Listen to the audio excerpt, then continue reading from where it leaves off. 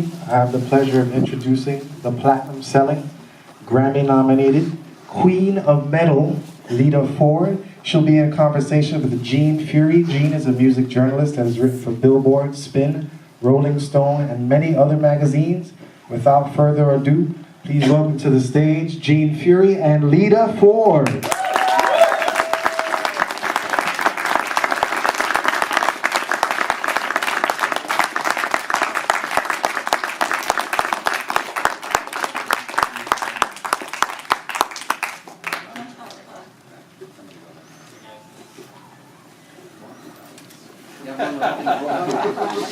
Stage photographer. Yeah.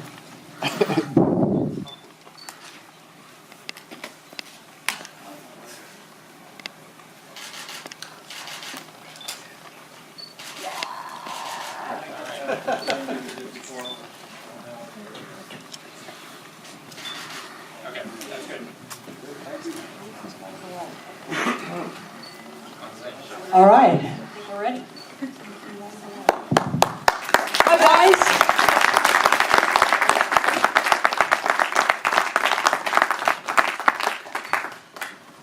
All right. How you doing, Lita Ford? I'm doing great, Jeanne. You look friggin' great. Thank you. Thank you very much.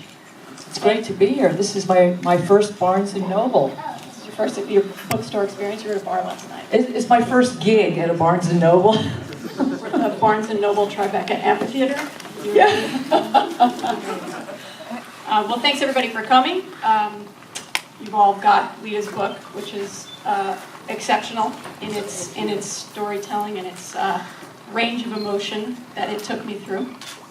I want to start by asking you about heavy metal. And most people, I think, young people, gravitate toward heavy metal because of its rebellious quality. It's got this outsider nature.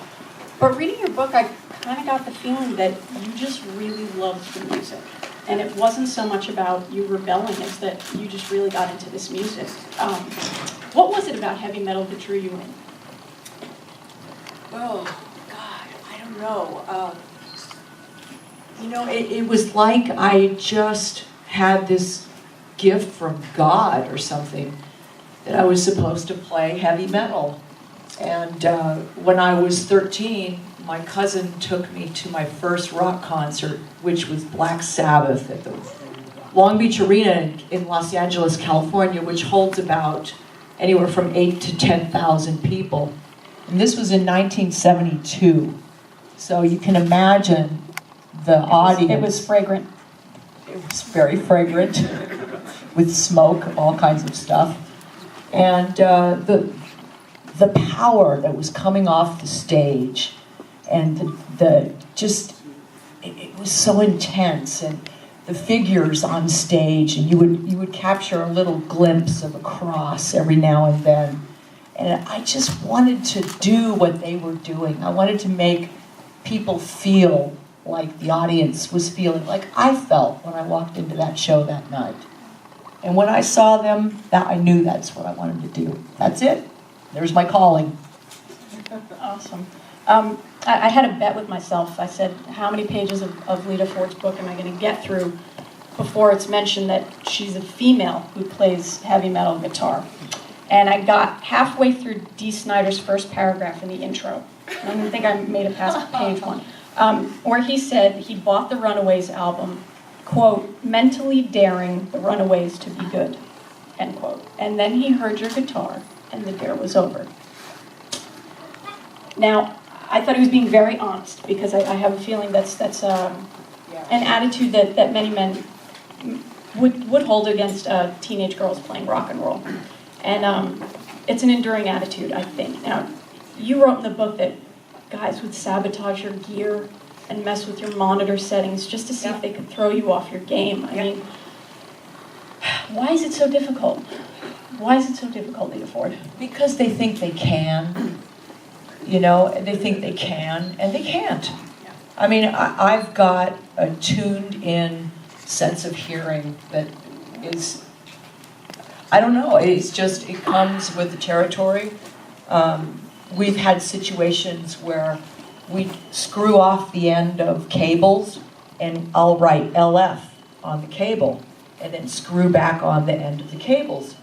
Guys after the show, some guys, not all always, but you know, there's an a-hole in every bunch, you know, and they would come over and they would say, "That's my cable." I would say, "No, it's not your cable," you know. Or my tech at the time, I had a female tech, and she would say, "It's not your cable, dude. That's my cable." "No, it's not your cable." So I'd unscrew it and show them, "That's your, you know, it says LF. Is that your cable? Oh, sorry." But, you know, as stuff like amplifier settings, you just learn to hear what's been changed, or if anything has been changed, or you just mark it with a Sharpie now, is what we do. But you can hear if something's been moved or changed. And why do you think that, what compels them to question you, to question that you could possibly be an awesome guitar player simply because you're a woman? I don't get it so much anymore, but in the Runaways days, we used to get it all the time, you know. I think it was just the novelty of being a woman and a female in an all-girl band, and, you know, just being that teenage, rebellious troublemaker, little jailbait, you know. And they thought that they could mess with us, not just guys, but girls too, you know. I remember there was one guy in particular that I will never forget. I think he's in the book. I'm pretty sure I wrote about him in the book, because he had a beer. This was in the 70s, so you were allowed to bring beer and stuff into the gigs. So he had this can of Budweiser, and he was right in front of me. It was a high stage, so it came about up to his chest. And he was right in front of me, and he took this beer and he shook it up so it got really foamy. And he was about ready to crack it open, and he was going to spray me with this beer. He didn't think I saw him, but I was watching him, and I was waiting for him to get nice and shook up and just about ready to crack open that beer. And I stood up, and I kicked his wrist as hard as I could, because he was holding it up like this. I kicked him right here, and that beer went flying backwards over the top of the crowd, the heads of all the people.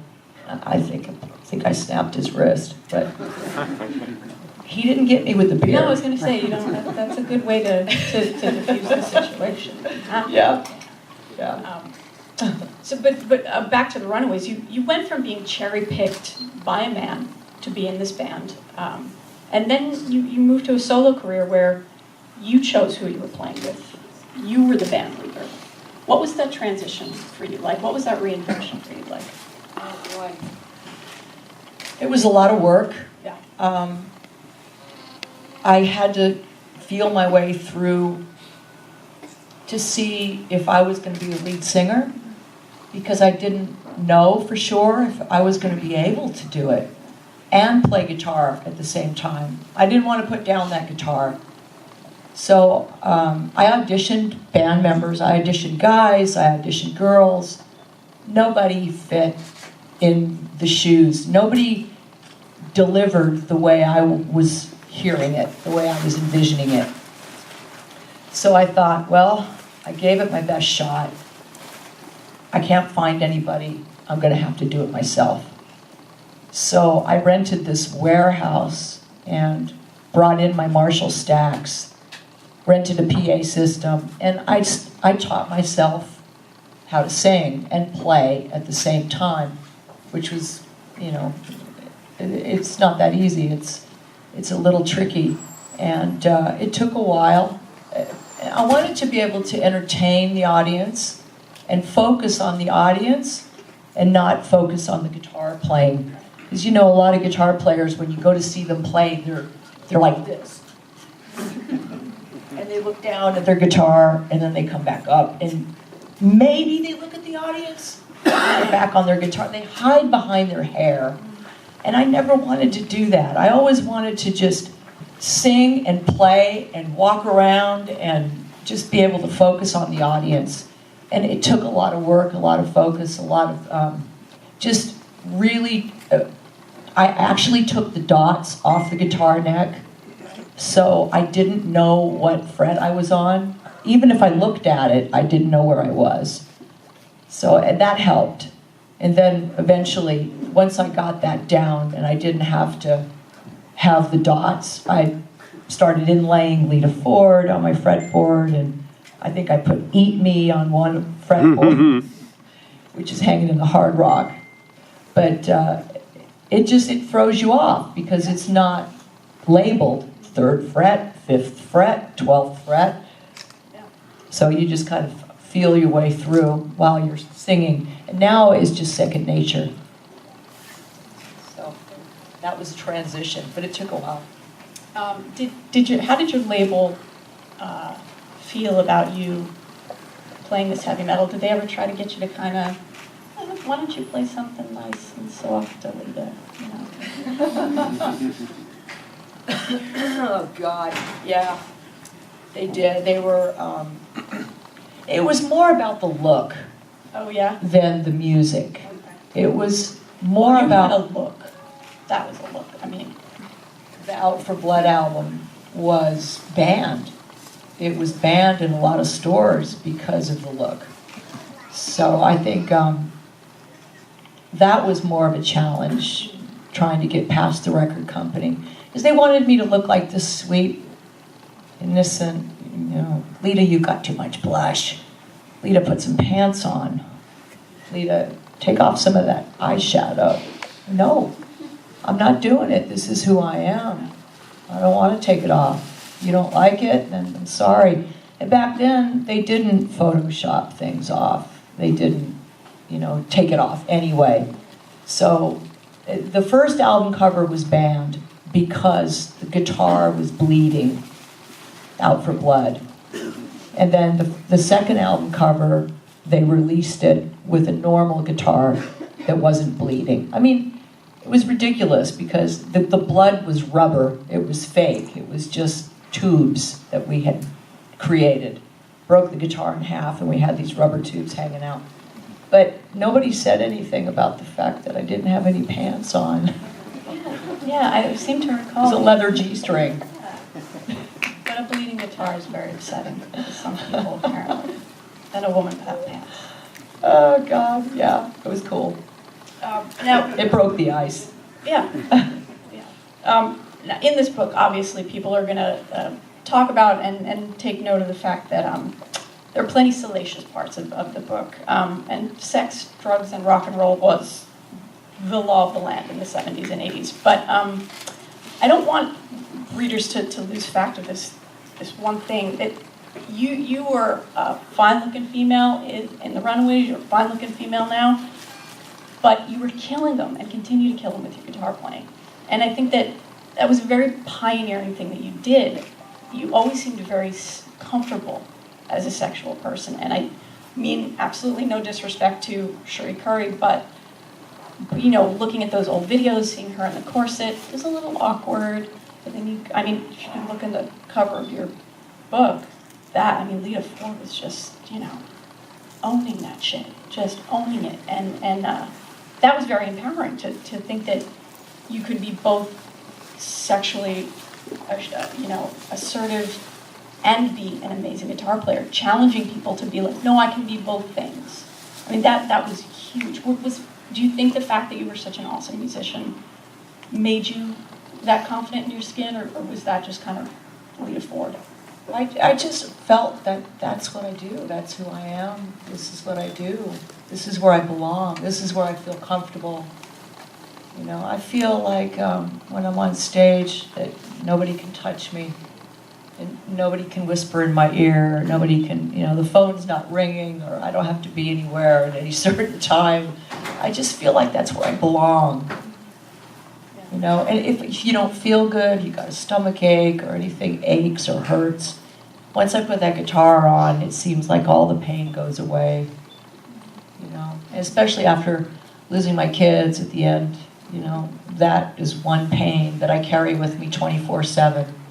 And when I put that guitar on, that pain goes away. And the book did get very dark toward the end, and Yeah. Your story reminded me of Ronnie Spector's in that, she was shut in at the hands of her husband. She really wasn't able to go anywhere because she was so sequestered. And it really broke my heart to learn that you used to Google yourself every night to watch your old videos because you had become so disconnected with the Lita Ford that was. How did music play a part in you helping getting back to yourself? Well, thank God there was YouTube, and I was able to Google myself when I came back after being on that island. I had completely been stripped of my identity, my clothes, my hair, my personality, but I never lost track of I'm a Ford, and my mother and father. They were a big part in it, my mother and father. I think having a really strong base family, that's what saved me. And when I divorced my ex and I came back and watched these videos, I thought, wow, that's Lita. I'm Lita. I'm her. I do that. That's what I do. I haven't done that in a while. I have to do that now. Now it's time to get back on the stage and do that. And I started, and it wasn't like riding a bike. People say, oh, was it like riding a bike? No, it definitely wasn't. I had to work my way back up to where we are today. And now I've got some of the best musicians in Hollywood in my band. I've got one of the most powerful drummers you could ever find. My bass player is a monster on bass. My guitar player he's not easy to keep up with. So I have to be on my game in order to keep up with my band. And when we play, it's like rolling thunder. I love it. But I got it back, and I got it back full force, got it back with a vengeance. And I have to commend you, the fact that you leave out certain aspects of your book for the well-being of your kids. You know, that showed such a measure of character. I don't think, and it stunned me. I was waiting because you're Lita Ford, you kick ass. And the fact that you were like, here's where it stops. Drawing this line, and I don't cross it for my kids. And I was like, that's fucking huge. Anybody that dares ever question your character just has to look at that. I was like, thank you. That's badass. That's like, you're parenting them, you know? Like I said, I had great parents, and I wanted to be like my parents. I wanted to be that mom for my kids. Your parents were awesome. Your parents are hilarious, and there's a part in the book that talking about going back to what you wear and the fact that you know, the leather and the G-strings, that your mom had to explain that to David Bowie. Yes. That was amazing. Do you mind sharing the story? Yeah, I love that story. It's one of my favorite stories. We were in New York City. My father had just passed away with brain cancer, and my mother was left alone. And I wanted her to come with me. We were always on tour. We were going to different places all the time. And I said to her, come with me to New York City. We're going to do an awards show, and I'm presenting. So I took her with me, and this beautiful awards show, we had David Bowie was there, and Tina Turner. I remember standing in the elevator with Keith Richards and Tina Turner. And I was thinking, wow, this is a really great night. And my mom, you know, just a sweet little Italian lady. And I was doing my hair and makeup, getting my clothes on, and getting ready for the ceremony to present. And she disappeared. She was bored, and she went and walked around. And, I'm going to go walk around and see who's here, say hello to people. I'll be back. She disappears. I'm done with my hair and makeup. 2 hours went by. I changed my clothes, did my hair. It's all sticking straight up, you know, the 80s. And I go look for my mom. I got to find my mom before I go on stage, make sure she's okay. I find her sitting on a sofa next to David Bowie in the green room. She's sitting with David Bowie in the green room. And I went up to her and I remember my voice cracking. I went, "Mom, what are you doing?" Like she was doing something wrong, you know. "Oh, Lita, I was just talking to Dave. He wanted an orange juice." So I thought, okay, that's reasonable enough. And he looks at me up and down. He looks at my shoes. He looks up at my leather pants. And I've got holes in the sides where you can see the skin through the holes. And he looks up at my shirt, his little top, and his great big hat. And he says, "Is this your daughter?" She says, "Yeah, Dave, that's Lita." He says, "Do you always let her dress like that?" She says, "Yeah, Dave, that's rock and roll." I know. Well, he was in a suit. Mom gets it. Like, come on. The best. Yeah. And she was the best. Yeah. Your parents always sort of, there was never a part in the book where your parents were like, "No, Lita, you can't go join a band at 16 years old." They were like, "Lita, you're an amazing guitar player. You should go join this band at 16 years old."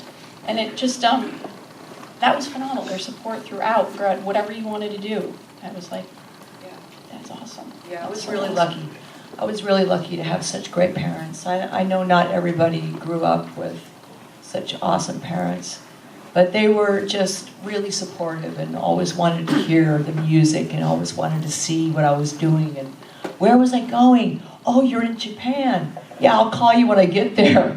And I would call them from Japan just to let them know that I'm there and I'm okay. Call them from Italy, call them from wherever, Texas, it didn't matter. I would always stay in touch with my parents.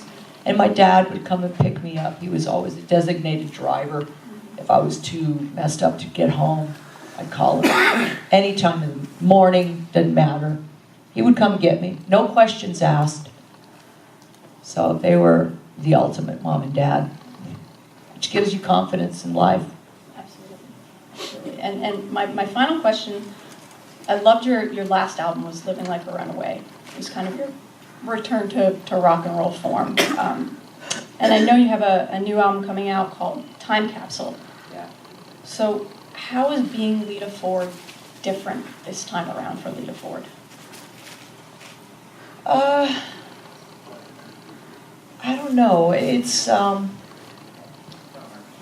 I've returned from a deserted island where we lived for almost a decade, and I returned back from being brainwashed and never forgetting who I was, but at the same time not being able to be who I was. I could never let that person out or be seen or be, I couldn't do my hair, I couldn't wear certain clothes, I couldn't have contact with the outside world. And now that I'm back, I feel like I'm back with a vengeance, and I've got 16 years of built-up animosity of, I want to rock, So now that I'm able to, it's just, this time I'm not making any mistakes. God Save the Queen? Yeah, God save the Queen. Lita Ford.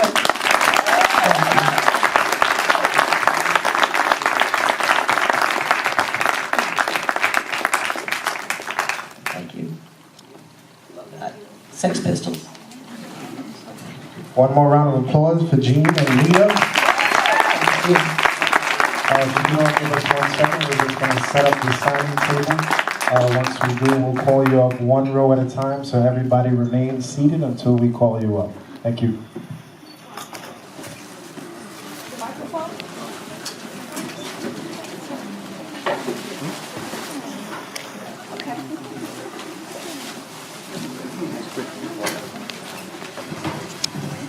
Hi, Lita. Thanks for coming out. I loved it. It was a great thing. Can you say happy birthday to Colleen? It's her 50th coming up. Oh my God.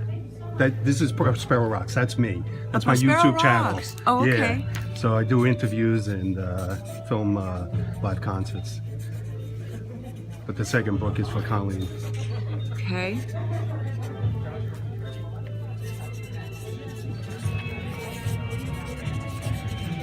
I love this solo. These are some of the best guitar players, Dick Wagner. Well, this is me, but I copied great. them.